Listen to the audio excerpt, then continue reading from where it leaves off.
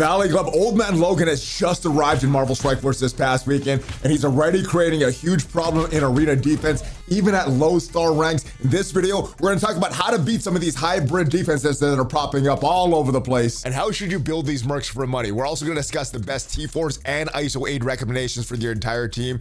And what should you do to start a new account if you have a lot of extra time? We're answering all of your mailbag questions because not only is it Memorial Day, it's also Mailbag Monday. So if you're ready for all that stuff and more, then Valley Club, you know what to do. Find that like button and let's go smash it. And welcome back to the ValleyFlyin channel. I am ValleyFlyin. I hope your Memorial Day is going well. I hope you had a great weekend, and I hope you're ready to smash Old Man Logan in arena. That's what we're talking about in this video. It is also Monday, so we're going over all of your mailbag questions. But before we get into all that stuff, if you haven't done so already, hit that subscribe button for more great Marvel Strike Force content. We have at least 5 Marvel Strike Force videos per week on this channel. Usually it's more question and answer videos like this, news videos, gameplay videos, everything to help you experience in Marvel Strike Force. But let's jump right into the game and talk about what to do to solve this Old Man Logan problem. And if we jump into the game and look at the kit of Old Man Logan, a few interesting things that he does, not just for war defense, but also for arena. Opening move, his opening special applies a stun to the primary target. He also has some interesting things that he does on his passive here. On attack, he's gonna fill the speed bar by itself for 20%. Also, when this character's health is above 50%, stun cannot be applied to this character. And if you could get this big ultimate off, man, it is gonna do a lot. Clearing all barrier, big AoE attack. It's gonna gain claws out. This is pretty much the big game over if this goes off. Ability to block to the enemy with the highest damage. So yeah, lots of stuff that is going on with Old Man Logan. And if we look at my arena chart, this guy is all over the place. Old Man Logan on defense in a variety of different teams. We could attack Mobile Gamer right here, but we're gonna go ahead. We have a spot at 9 that we can attack, so we're gonna go climb to the highest possible spot here. And this team features Black Knight, Old Man Logan, Apocalypse, and 2 Secret Defenders in Ghost Rider Robbie Reyes and Miss Marvel Hardlight. For this team, we're actually going to switch this team up a little bit. We're going to take out Kang and Void Knight. I was using Void Knight to counter this team, and we'll see one of my previous battles when I'm still trying to figure this out. But Void Knight actually pulls them all together, attacks Old Man Logan, gives him some speed bar. What we're going to do is lean into Super Scroll, that early turn meter rewind, and then the bleeds. We want Ghost Rider Robbie Reyes to get a turn, get some ability blocks on some of these characters, all while avoiding Old Man Logan. So let's go. All right, so we've placed our Old Man Logan next to Black Knight, and hopefully what we could do is get more turn meter for our Old Man Logan, because their Old Man Logan is not next to Black Knight. We're gonna rewind their Black Knight here. I don't want to chain and accidentally hit their Old Man Logan, giving them a little extra turn meter. We're gonna go and we're gonna use our special here, and it should get the stun on Black Knight. That is good. We did hit Old Man Logan, and now what we want to do, we could either block the Old Man Logan, avoid him stunning our Black Knight, or we could watch this stun or watch this taunt from Miss Marvel Hardlight. Let's work on this Old Man Logan, give him the ability block, get a bunch of bleeds on him, give our Ghost Rider Robbie Reyes a little turn, and their Old Man Logan just bled out. That is great. And there goes their Apocalypse. Yeah, and this is going exactly according to plan. And yeah, just a few more turns here. Let's attack this Miss Marvel Hardlight. That's pretty much all we can go for right now. And as soon as Apocalypse takes a turn, we should be good. All right, who do we want to go for? Who's going to get the ability block? Doesn't matter. Let's use this big ultimate here. Apocalypse is going to take his turn, and we're going to take out the rest. Black Knight's presence was not felt because that early stun. Here he comes, and there goes everybody. Game, set, match. Now that is the clean victory. Let's look at one of my earlier wins that we took into arena. Still trying to figure out this team, and wasn't really playing that turn meter right. Yeah, you guys can see some of my mistakes. We still won, but there are a lot of gameplay mistakes in this next battle. But I think that is just a testament to Old Man Logan. He's so strong that even if you misplay, you can still win. But let's go take a look at the battle. Let me know your thoughts on it. All right, so we start off. We're going to pull everybody together. We are going to ability block their Black Knight. Unfortunately, with this, we're also hitting their Logan as well, their Old Man Logan. Now, we do have a King. They go, and now it is our turn to go. I think what we want to do we block their Old Man Logan or their Void Knight? I think we go for their ability block on their Void Knight. Go with the special. There's the stun. And there goes Old Man Logan. And now we have Kang going. We're going to go into middle on Apocalypse. And we're going to hit everybody here. We're going to hit their Void Knight. We're going to hit their Apocalypse. We're going to hit their Super Scroll. Boom, boom, boom. Void Knight. Almost takes out Old Man Logan. Still has a death proof on him, though. Can't get through the death proof yet. Our Apocalypse still hasn't taken a turn. And as long as we go before their Apocalypse, we should be good. All right, their Old Man Logan unfortunately got hit. So he's doing a lot more turns. We kind of want to avoid him. Luckily, is our Old Man Logan not dead, is back, and now we go on them. Boom. Start with our big ultimate on Apocalypse, going after everybody here, and as soon as our Apocalypse goes, we should be good. We're going to go in the middle here. We're going to get this ability block on their Void Knight. He takes out their Void Knight. Yeah. Oh no, he's still alive. Oh no, they have their Old Man Logan going. This is probably not the most efficient way to do this battle, but as soon as our Apocalypse goes, we should be good, even with just the basic here. Yeah, let's go take out their Old Man Logan. One more hit. No, there we go. Finally, man, that was a messy battle. So obviously that second battle that you saw was played first, which is why there was more mistakes. But lessons learned from that: don't hit Old Man Logan, especially in arena, because he's gonna get turn meter and make your life hell. You can still win, but yeah, it's a lot easier fight if you just avoid hitting him. But let's go over to the mailbag questions, and big shout out to everybody that left a question for the mailbag. If you do want to get one of your questions for one of these mailbag videos, make sure you join Discord. The link is down below, and go to the mailbag channel question and leave your question there. First question of the week is actually about the Panda Pool orb. Is this the bug? Yellow drop on 4 shards. No, I think it's actually a pretty good orb, but this has been a problem with some of their orbs for a while. Normally with these gold drops, it is the jackpot. It is like the best thing that we could get. And I think for this one, the best thing you could get is this 9% uncommon drop that you're getting the most possible, 35 shards of Panda Pool. Unfortunately, I think even with these common shard drops, even with this 4 and this 5, I still think for some reason Scopely thinks, hey, you got the event character. That is a gold drop for you. Congratulations.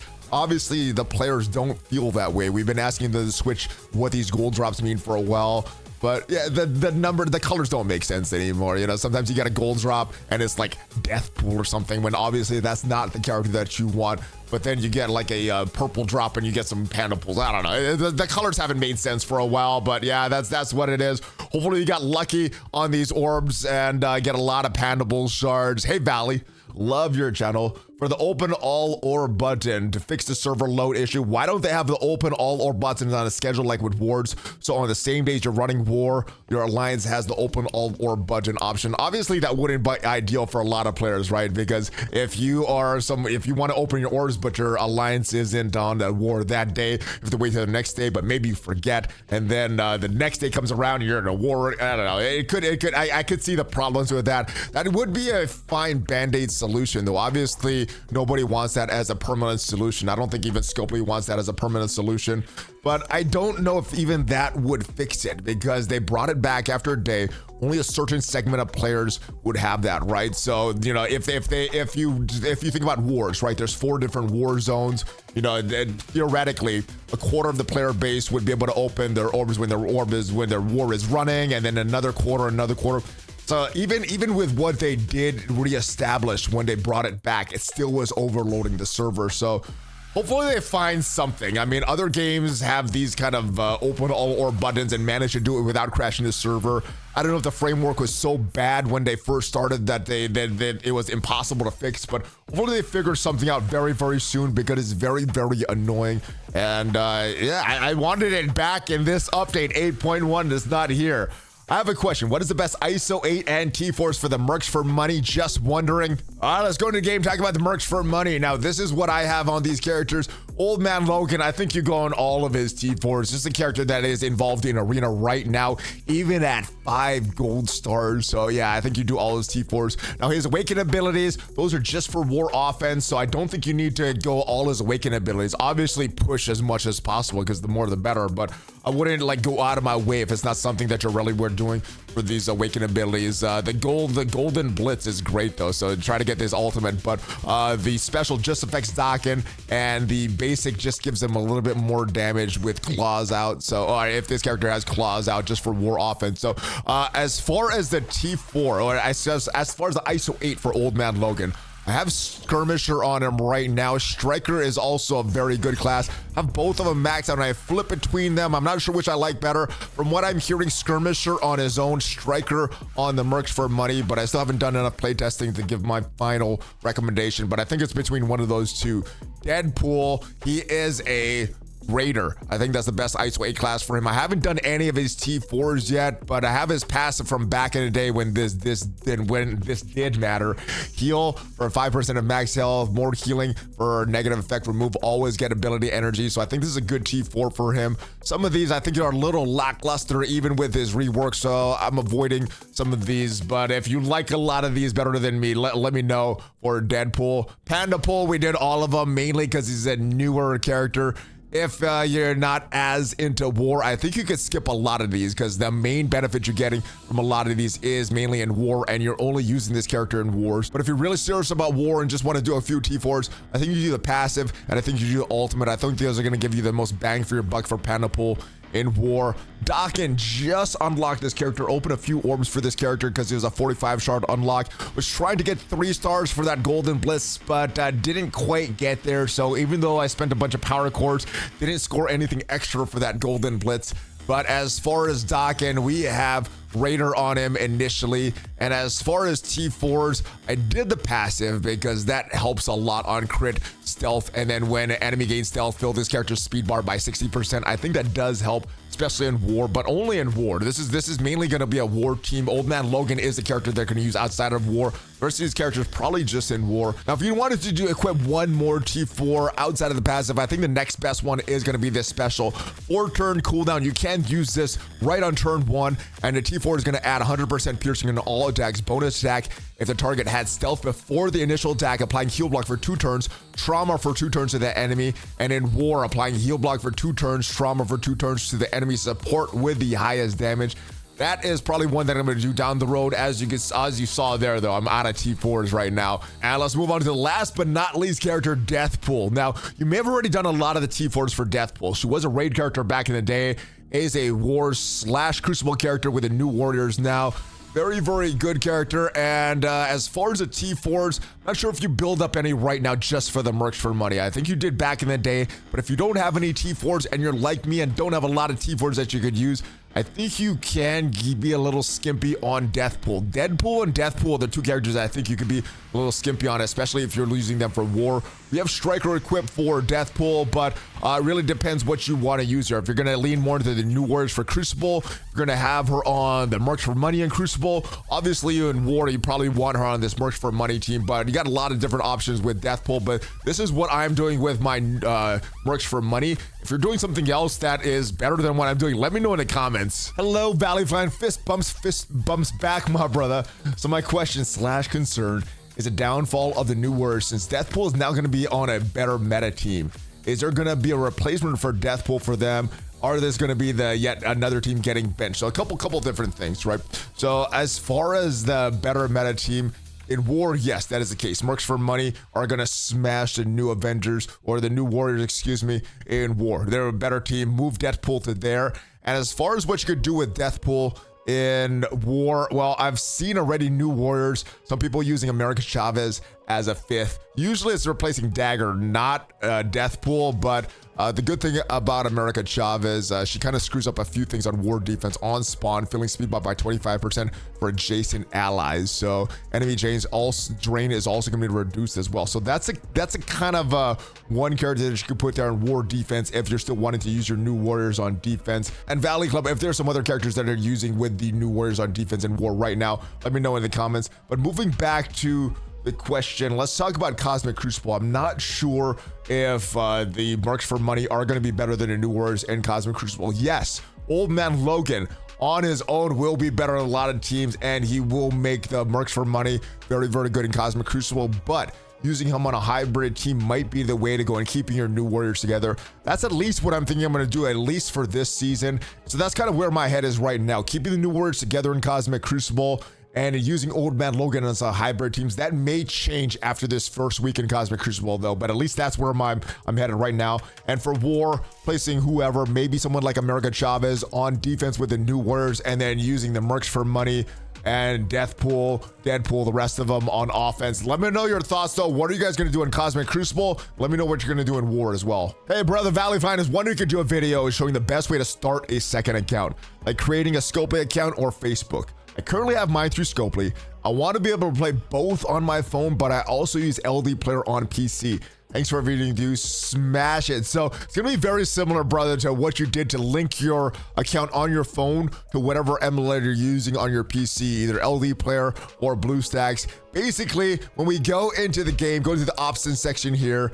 I'm currently signed in with Facebook, but if you've never signed in with anything, what you're gonna have to do first is and you've already done this step if you're playing on both your PC and your phone, but basically if you want to play on both, what you're gonna have to do is you're gonna have to sign in with either one. Sign in with Scopely or sign in with Facebook. Once you do one or the other, it's gonna link your Facebook account or your Scopely account. So you're gonna have to either create a Scopely account or a Facebook account. Once you have that linked, what you're gonna do to log in on the other device is once you start in the other device, you're gonna sign in with either Scopely, Facebook, and then it should link your account. Make sure you have everything backed up before you open a new device. Now, to open a brand new account is gonna be very similar, but instead of just starting on one, linking your account, and then opening up an account on like an emulator, well, you're gonna have to log out of your account either on your phone or either on your iPhone or your Android device. If you're on a Android phone, you're gonna have to connect out of Google Play games.